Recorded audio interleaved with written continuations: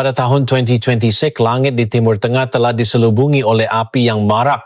Seorang pemimpin tertinggi terkorban dalam serangan udara yang dahsyat dan dalam sekelip mata ibu kota negara itu telah berubah menjadi lautan api yang mengerikan. Menteri Pertahanan dan juga Ketua Agensi Persikan turut menghembuskan nafas terakhir pada waktu yang sama. Di tengah-tengah kehancuran dunia yang sedang runtuh dari akarnya, terdapat sebuah pasukan tentera misteri yang kini sedang bersiap sedia untuk merempuh masuk melintasi sempadan antarabangsa. Mereka adalah pasukan elit yang berpakaian celoreng lengkap mengendalikan armada drone canggih dengan penuh kemahiran. Namun terdapat sesuatu yang ganjil pada lencana yang tertampal di bahu mereka, tidak kelihatan sebarang bendera negara pun yang terpampang. Mereka bukanlah tentera rasmi bagi mana-mana negara dan mereka juga tidak mempunyai kerajaan yang memegang kerusi di Pertubuhan Bangsa-Bangsa Bersatu PBB Pateh. Walau di manapun anda menuding jari pada peta dunia negara, mereka tidak akan ditemui. Dengan populasi seramai 40 juta orang, sebuah angka yang jauh melebihi keseluruhan penduduk Kanada, mereka merupakan kumpulan etnik tanpa negara yang terbesar di dunia bangsa Kurdi. Selamat datang ke Malaysia yang indah. Hari ini kita sẽ tìm hiểu lý do thực sự tại sao họ lại bắt tay với Mỹ và Israel để nhắm thẳng vào yết hầu của kẻ thù khổng lồ Iran. Và liệu sau hơn 100 năm bị phản bội, đây có phải là cơ hội cuối cùng để họ xóa bỏ lời nguyền lịch sử hay không? Mengapa mereka secara rahasia menjalin hubungan dengan Amerika Syarikat dan Israel serta bersiap sedia untuk menghunuskan mata pedang ke arah kerongkong musuh besar yang dikenali sebagai Iran? Adakah ia demi ganjaran wang yang sangat lumayan?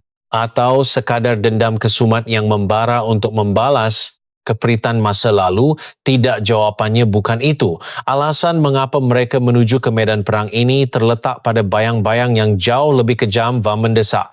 Ia adalah peluang terakhir dan terbesar bagi mereka để menamatkan sumpahan sejarah di mana mereka telah dikhianati secara berterusan selama lebih daripada 100 tahun di tengah-tengah kancah peperangan ini. Ini adalah kebenaran yang paling berbahaya di Timur Tengah yang sentiasa disembunyikan oleh buku teks dan tidak pernah diterokai secara mendalam oleh berita perdana.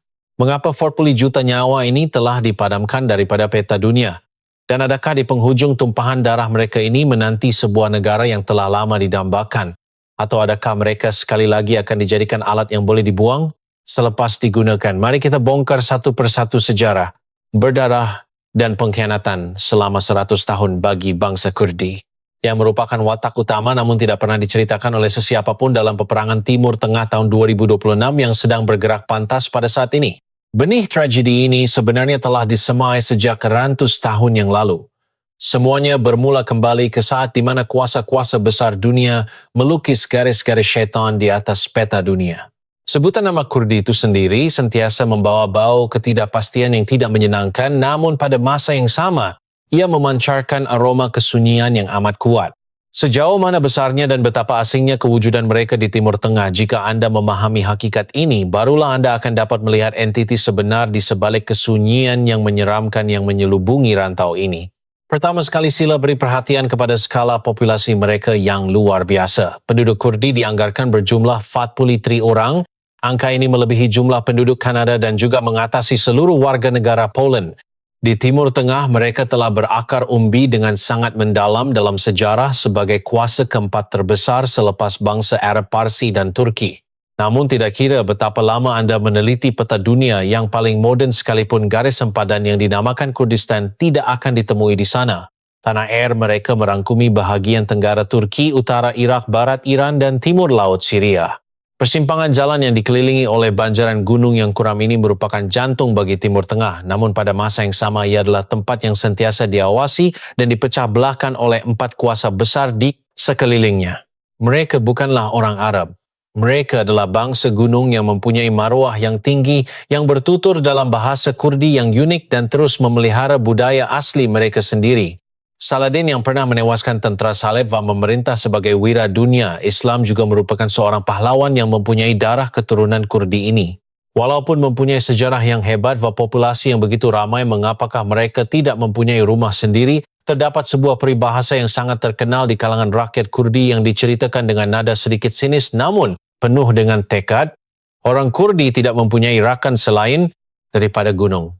Ini bukan sekadar metafora yang indah. Apabila mereka dikhianati oleh sekutu, diabaikan oleh masyarakat antarabangsa dan kehilangan tempat untuk melarikan diri, tempat terakhir yang mereka tuju sentiasa adalah kawasan pergunungan yang kuram. Bagi mereka gunung adalah satu-satunya tempat perlindungan, namun pada masa yang sama ia juga merupakan sebuah penjara yang amat besar.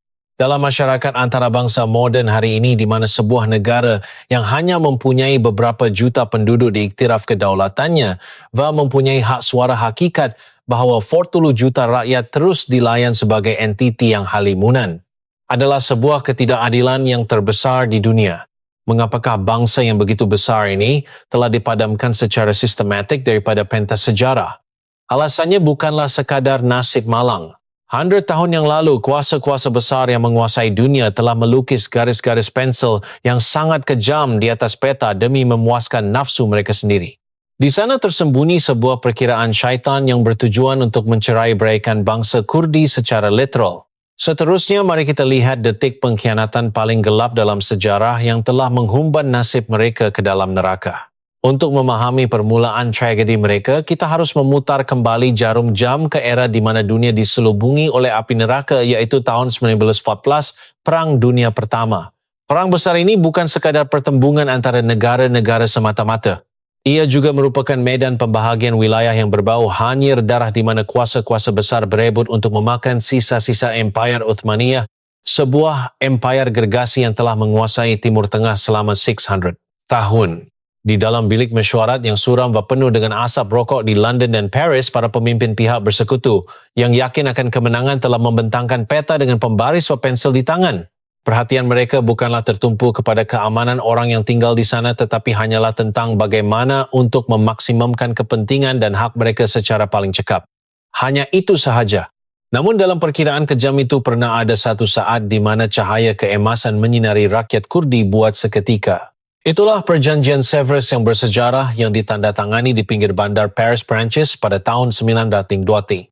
Perjanjian inilah satu-satunya janji terbesar di mana masyarakat antarabangsa secara rasmi mengiktiraf kemerdekaan bangsa Kurdi. Dalam fasal-fasal perjanjian itu tertera kata-kata yang mengejutkan mengiktiraf otonomi di kawasan penempatan Kurdi dan mempertimbangkan penubuhan sebuah negara merdeka di masa hadapan. Ia adalah idealisme manis penentuan nasib sendiri yang sedang melanda dunia pada ketika itu. Rakyat Kurdi yakin bahawa mereka akhirnya akan mempunyai rumah di mana mereka boleh bertutur dalam bahasa sendiri dan mengibarkan bendera sendiri. Pengakhiran kepada penindasan selama berabad-abad. Mereka tidak ragu-ragu lagi dan percaya akan fajar era baru. Namun cahaya harapan ini sebenarnya adalah sebuah perangkap yang sangat zalim.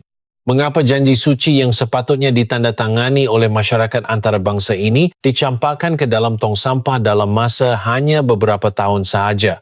Terdapat dua pengkhianatan kejam di sebaliknya. Pengkhianatan pertama adalah kewujudan serigala yang muncul dari Turki, yaitu Mustafa Kemal Atatürk. Beliau mengisytiharkan bahawa wilayah Turki tidak akan dibiarkan untuk dipotong lagi dan melancarkan serangan ketenteraan yang sangat hebat. Kuasa-kuasa besar yang sudah letih dengan peperangan apabila berhadapan dengan tentera Atatürk yang kuat dengan mudah telah menyerahkan janji kemerdekaan Kurdi sebagai bahan pertukaran dalam rundingan. Dan pengkhianatan kedua itulah entiti sebenar sumpahan Timur Tengah yang berterusan sehingga ke hari ini. Apa yang Britain dan Perancis benar-benar inginkan bukanlah kebebasan rakyat Kurdi. Apa yang ada di hadapan mata mereka hanyalah kepentingan minyak emas hitam yang melimpah ruah yang tertanam di bawah kaki rakyat Kurdi. Berbanding membina sebuah negara merdeka adalah lebih murah dan lebih terjamin untuk merampas minyak dengan cara membahagi dan memerintah. Perasaan tamak yang jahat ini telah menguburkan masa depan puluhan juta orang ke dalam kegelapan.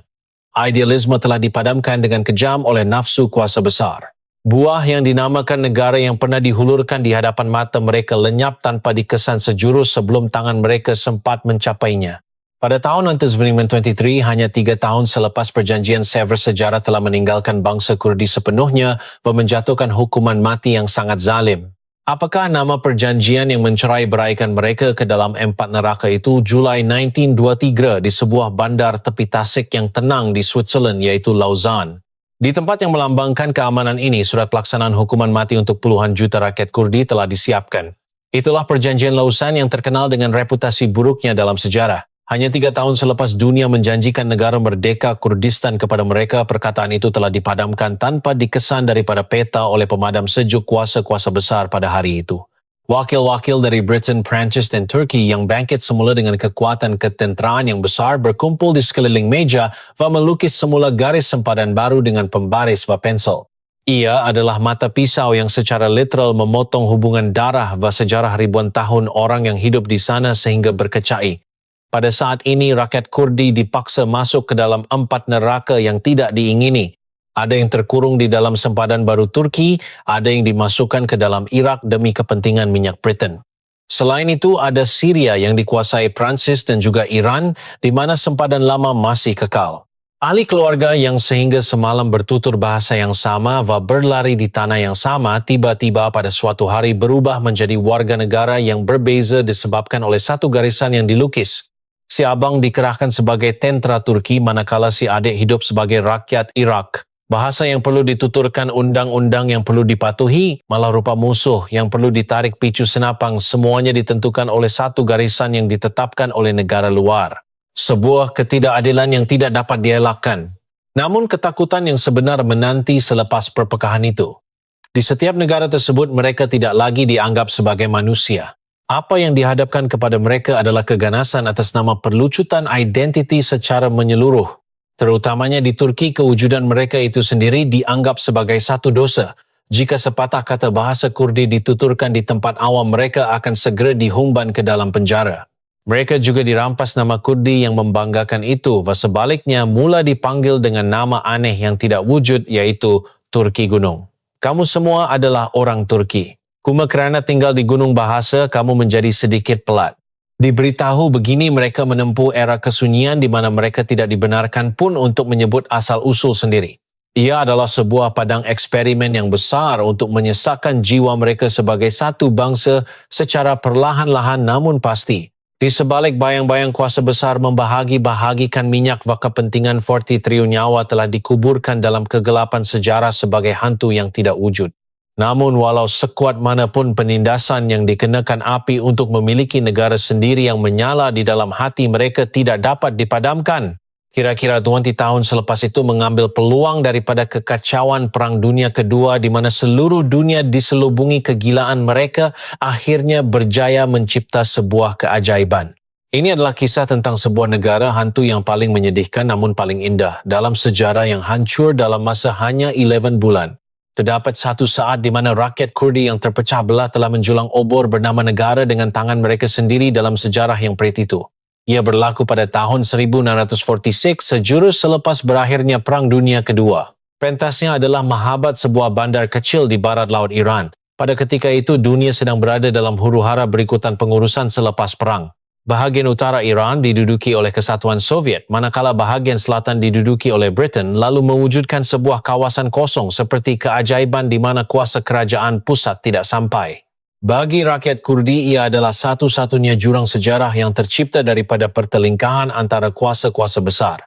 Pada 22 Januari 1946, di dataran Mahabat yang ditimbuni salji, seorang lelaki berdiri di hadapan khalayak ramai. Namanya ialah Qazi Muhammad.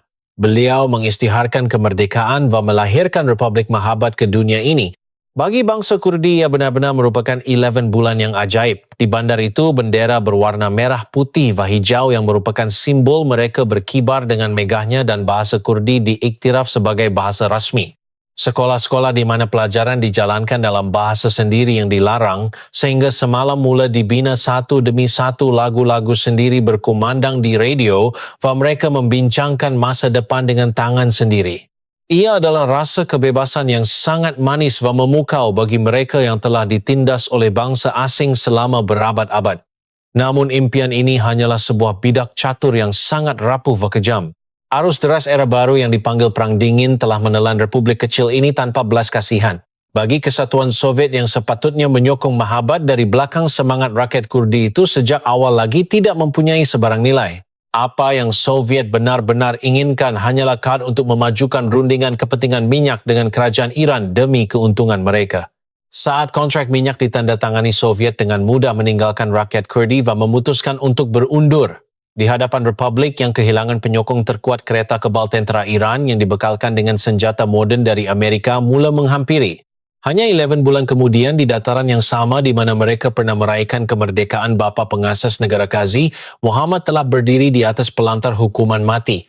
Sehingga saat terakhir beliau tetap berjiwa besar dan meninggalkan pesanan kepada rakyatnya, bukan kepada kuasa besar yang mengkhianatinya, supaya bersatulah sebelum menghembuskan nafas terakhir di bawah langit musim sejuk yang dingin. Bendera dikoyakkan, buku teks dibakar, dan bahasa Kurdi sekali lagi menjadi bahasa yang mati. Republik Mahabat dipadamkan daripada peta seolah-olah ia tidak pernah wujud sejak awal lagi. Namun memori 11 bulan ini telah menjadi sumpahan yang membuatkan para pemimpin negara jiran menggigil ketakutan. Rakyat yang pernah merasai kebebasan sekali sahaja tidak akan pernah tunduk sepenuhnya buat kali kedua. Ketakutan itulah yang menjadi pencetus kepada era penindasan seterusnya yang diwarnai oleh gas beracun dan pembunuhan beramai-ramai. Ia adalah permulaan era di mana bangsa yang tidak mempunyai perisai bernama negara dibersihkan dengan cara yang paling kejam di dunia.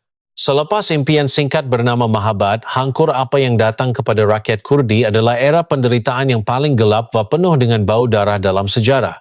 Mereka yang tidak mempunyai perisai negara bukan lagi dianggap sebagai warga negara, sebaliknya menjadi entiti yang harus dihapuskan oleh setiap negara masing-masing. Terutamanya di Iraq, diktator Saddam Hussein telah melaksanakan Operasi Anfal, sebuah operasi pembersihan sistematik untuk menghapuskan bangsa itu sendiri daripada muka bumi ini. Pada Mac 1988 di sebuah bandar di utara Iraq bernama Halabja, apa yang jatuh dari langit yang dilihat oleh penduduk pada waktu tengah hari yang tenang bukanlah hujan rahmat tetapi gas beracun maut. Ia berbau manis seperti epal atau melur, begitu mangsa yang terselamat menggambarkan petanda maut itu. Namun sejurus selepas itu bandar tersebut berubah menjadi neraka disebabkan oleh senjata kimia. Sebanyak 5,000 nyawa telah terkorban kerana sesak nafas dalam masa hanya beberapa jam sahaja. Orang yang mati dalam keadaan kaku tanpa sempat menjerit, ada yang sedang memeluk anak sendiri atau sedang duduk di meja makan bersama keluarga. Pemandangan ngeri itu mengejutkan dunia. Namun apa yang benar-benar menakutkan berlaku selepas itu. Masyarakat antarabangsa memilih untuk membisu di hadapan pembunuhan beramai-ramai yang nyata ini. Di atas neraka kepentingan kuasa-kuasa besar, 5-5 nyawa rakyat Kurdi dilayan lebih ringan daripada setitik minyak. Di Turki juga keganasan atas nama kesunyian berterusan. Menyanyikan lagu dalam bahasa sendiri, memakai pakaian tradisional, dan menggunakan nama Kurdi semuanya dianggap sebagai dosa besar yang boleh menggulingkan negara. Tidak terkira ramainya orang yang dihumban ke dalam penjara tanpa tingkap diseksa dan dipadamkan daripada rekod. Dalam keputusasaan yang tiada jalan keluar ini, mereka sampai kepada satu kesimpulan yang dingin.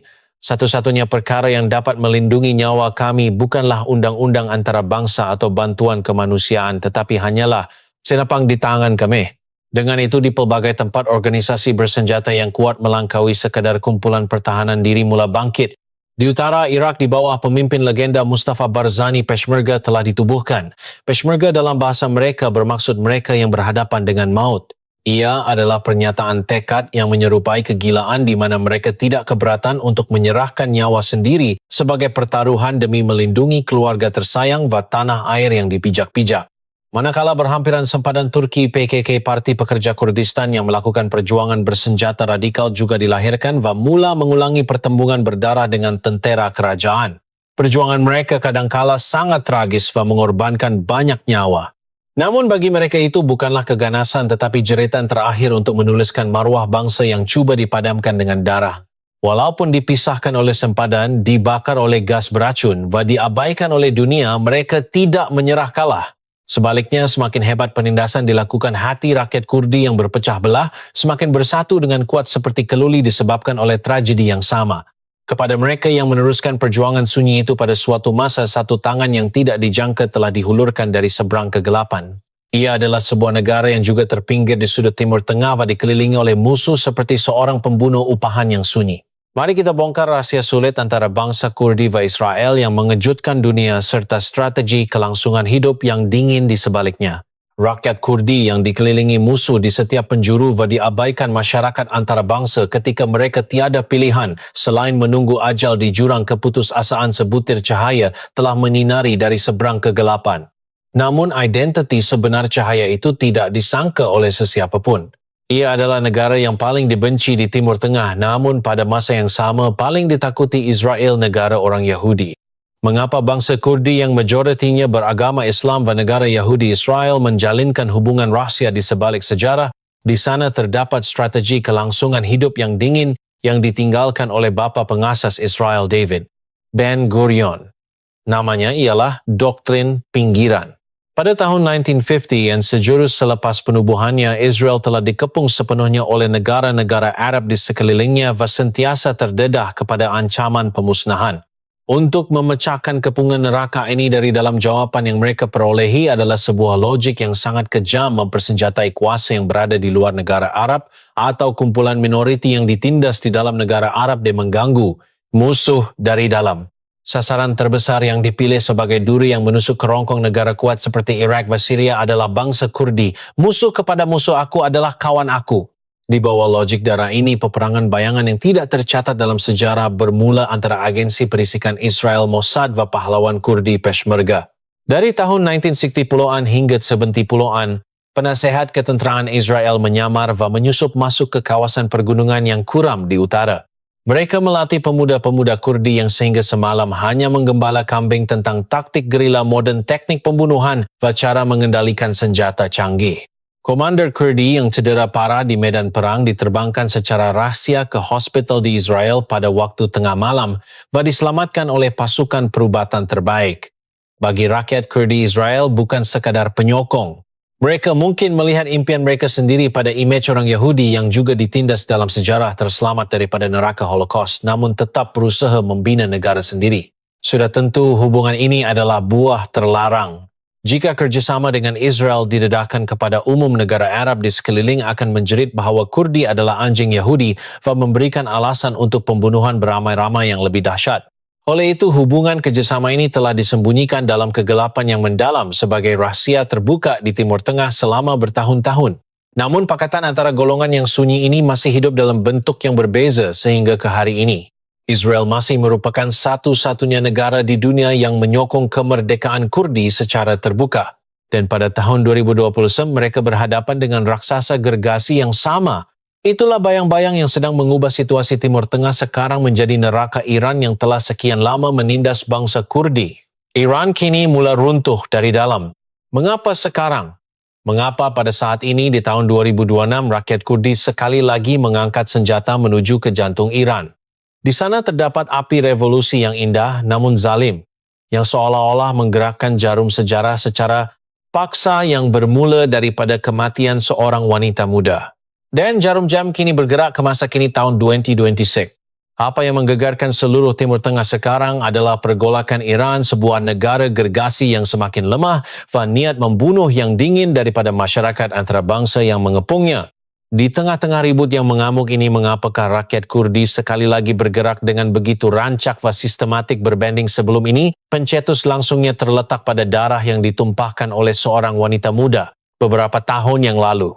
Di Tehran, ibu kota Iran, seorang wanita Kurdi berusia 22 tahun bernama Mahsa Amini atau Jina dalam bahasa Kurdi telah ditahan atas alasan yang sangat tidak munasabah, yaitu cara pemakaian tudung yang tidak sesuai, dan beliau akhirnya maut di tangan pihak berkuasa.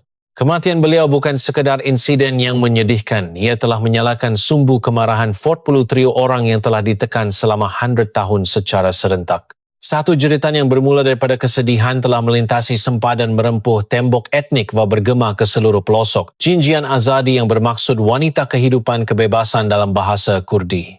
Kata-kata ini telah melangkaui sekadar protes dan berkembang menjadi kata kunci yang mempunyai kuasa magis untuk meruntuhkan sistem agama Iran dari akarnya. Namun apa yang menggerakkan rakyat Kurdi bukan sekadar kemarahan emosi semata-mata. Di dasar hati mereka terdapat perkiraan geopolitik yang sangat tenang dan kejam. Sekarang Iran berada dalam krisis besar disebabkan pertembungan mengenai pembangunan nuklear dan keruntuhan ekonomi dari dalam. Melihat perkara ini, negara-negara barat seperti Amerika Syarikat dan Israel yakin bahawa untuk meruntuhkan Iran dari dalam satu-satunya pasukan darat yang paling boleh dipercayai dan mempunyai taring yang paling tajam adalah bangsa Kurdi. Pemimpin Kurdi sangat memahami bahawa mereka sekali lagi dilayan sebagai bidak catur yang memudahkan kuasa-kuasa besar. Gelaran penggana sehingga semalam hari ini ditukar menjadi pejuang kebebasan.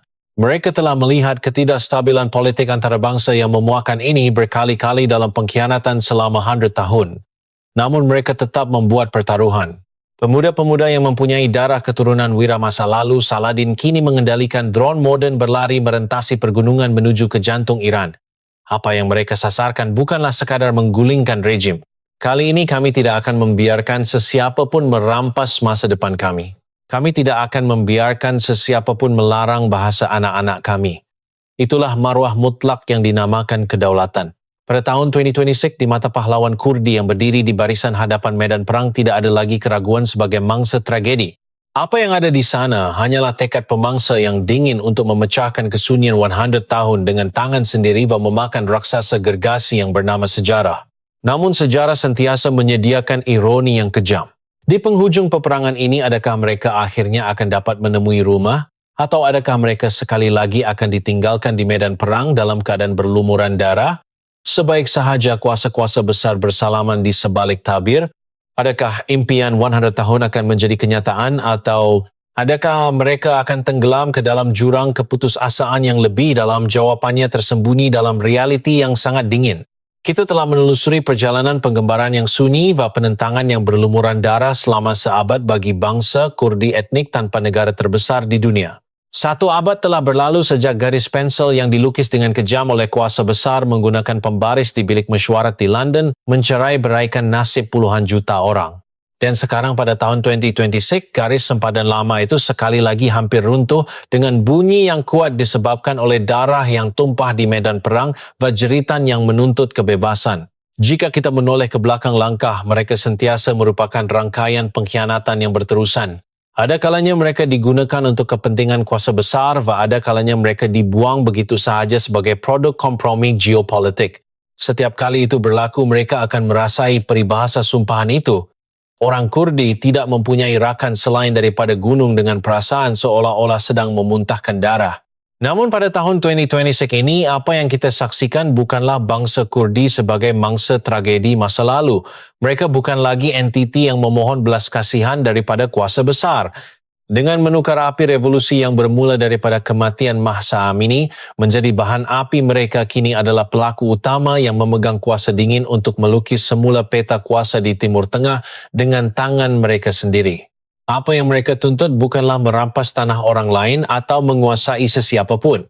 Mereka hanya mahukan tempat di mana mereka boleh menjadi diri mereka sendiri. Tempat di mana anak-anak boleh menyanyikan lagu dalam bahasa ibunda sendiri dan orang tua boleh merasa bangga dengan asal-usul mereka tanpa perlu menyembunyikannya. Mendapatkan sebuah rumah perkara yang paling lumrah di dunia ini, namun perkara yang paling sukar bagi mereka. Itulah sahaja. Sudah tentu pengakhiran perjuangan ini masih berada di dalam kabus yang tebal.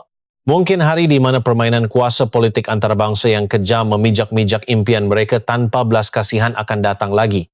Ada kemungkinan yang tidak rendah bahawa kitaran sejarah akan berulang semula di mana negara-negara berkuasa besar sekali lagi bersalaman di bilik rahsia dan rakyat Kurdi ditinggalkan di medan perang sebagai alat yang telah habis digunakan.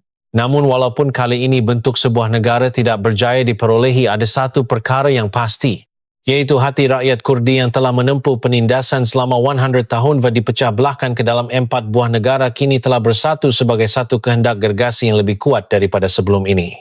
Tidak kira betapa tebal pun tembok atau betapa tajam pun kawat berduri, ia tidak akan dapat memisahkan jiwa mereka lagi. Di tengah-tengah peperangan Timur Tengah tahun 2026, mereka telah membuat pertaruhan terakhir untuk mendapatkan semula nama mereka. Sama ada peperangan ini akan menjadi kunci untuk menghapuskan sumpahan 100 tahun bagi mereka atau sekadar permulaan tragedi baru di mana mereka dibuang oleh negara, sekali lagi masih belum ada sesiapa pun yang tahu jawapannya. Namun, suara nyanyian para pahlawan yang kedengaran dari kawasan pergunungan di barisan hadapan seolah-olah sedang bertanya dengan dingin kepada kita yang menonton video ini. Adakah kebebasan itu sesuatu yang perlu ditunggu untuk diberikan oleh seseorang? Ataupun ia adalah sesuatu yang perlu dirampas sendiri walaupun terpaksa menumpahkan darah? Adakah hari di mana nama negara baru yang mengisi ruang kosong di peta dunia akan diukir? Ataupun adakah sejarah akan mengkhianati mereka sekali lagi? Hari di mana kebenaran kejam itu akan didedahkan sudah semakin hampir. Sebagai bangsa yang mempunyai populasi gergasi seramai 40 juta orang namun masih tidak mempunyai negara sehingga kini, apakah yang anda rasakan tentang sejarah 100 tahun bangsa Kurdi va krisis yang sedang berlaku pada tahun 2026 ini? Adakah peperangan kali ini akan menjadi harapan bagi mereka atau sekadar pengulangan tragedi? Sila beritahu pendapat jujur anda di ruangan komen. Komen anda akan menjadi pencetus untuk memahami isu ini dengan lebih mendalam. Selain itu, jika video ini memberi manfaat kepada anda walaupun sedikit, sila berikan like dan subscribe saluran ini. Di saluran ini, kami akan terus mengupas kebenaran yang tidak diceritakan di sebalik situasi dunia dan ekonomi dengan lebih mendalam dan mudah difahami berbanding tempat lain. Terima kasih dan sampai jumpa lagi dalam video yang akan datang.